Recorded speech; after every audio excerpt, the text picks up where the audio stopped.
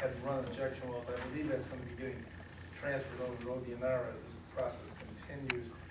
As I understand the EPA regulations, you're supposed to establish or show somehow they're beyond the bedrock. I don't know exactly how that's done.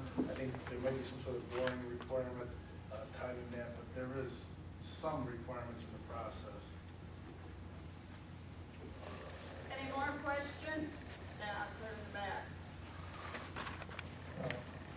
It's On the injection wells, now we have two in our local area, and why does Ohio allow it to come in while other states won't allow them to do that? And who's making a profit off this? Let me do my first disclaimer. I no longer allow to practice law, so nothing I said tonight is a practice of law. I'm just sharing some old information with my neighbors. Number two, there's something called the Commerce Clause in the U.S. Constitution that prohibits one state from stopping interstate commerce of certain activities. The trucking of this water into Ohio crosses a state line, and based on the Commerce Clause, the state of Ohio would lose litigation, I am told, if we attempted to stop that. That is at least the official position of the state of Ohio last I looked at it, and so we can't stop that from coming into Ohio, and that is unfortunate. I would tell you one thing, this is just factual issues. New York put a 1-year moratorium on fracking because of this water disposal concern. Allegheny County, Pittsburgh, has banned frack shale drilling because their aquifer sits down there for the city of Pittsburgh. The city of New York has banned fracking because the aquifer that serves New York is under the ground.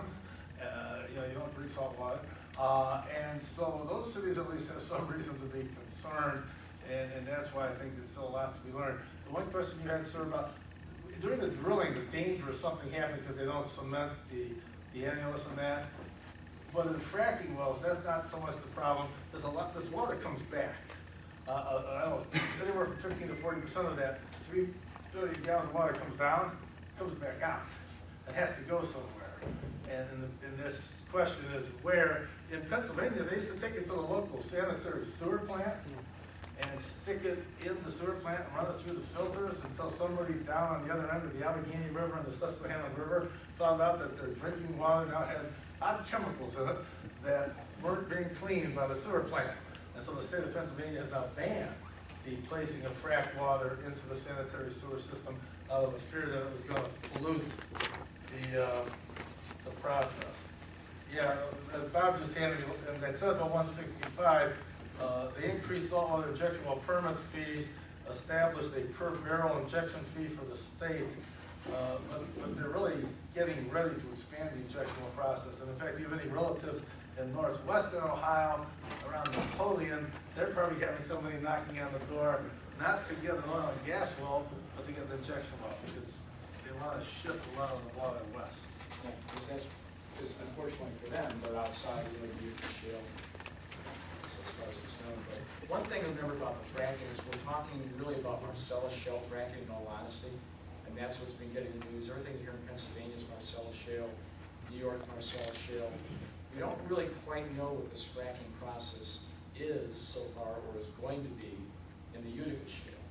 I've heard from some sources that there's some hope that it will not be nearly as requiring the amount of water and the degree of chemicals that are there. That's just kind of preliminary, but remember, it's not gas that's being brought out of this, it's oil and wet gas, liquids, gas liquids. So the process may be really quite different than the Marcellus shale. It could be worse, who knows, but it's likely to be different. Hey, Jeff, why don't you explain mandatory cooling? Mandatory cooling. Oh, yeah. We for a while there, and again, we're not seeing these shallow wells anymore, but for a while there, we would just get a call from some fairly wealthy client in Gates Mills who would say, somebody just sent me this lease and said that if I don't sign it, they'll make me sign it.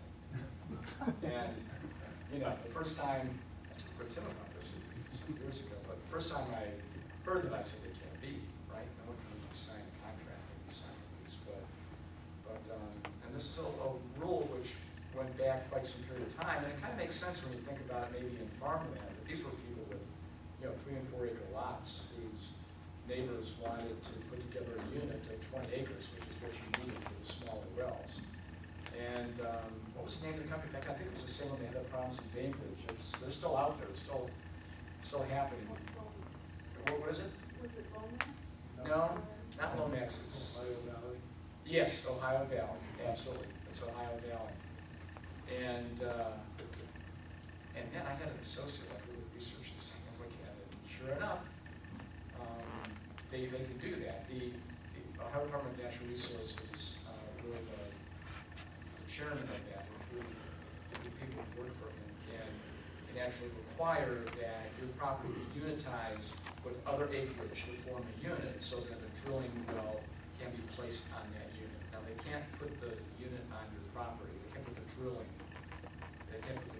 rig itself on your property, but you're unitized and everything else. Well, now you get your portion of your interest and all that sort of stuff. But it's what I mean constitutionally was yeah. But that's the current law. And so the reason they had it was because when you're developing farmland and things, you're trying to make sure that all of it gets developed, if you will. You don't want to put a spot here and a spot here and a spot there and 5 acres in between. That's kind of wasted.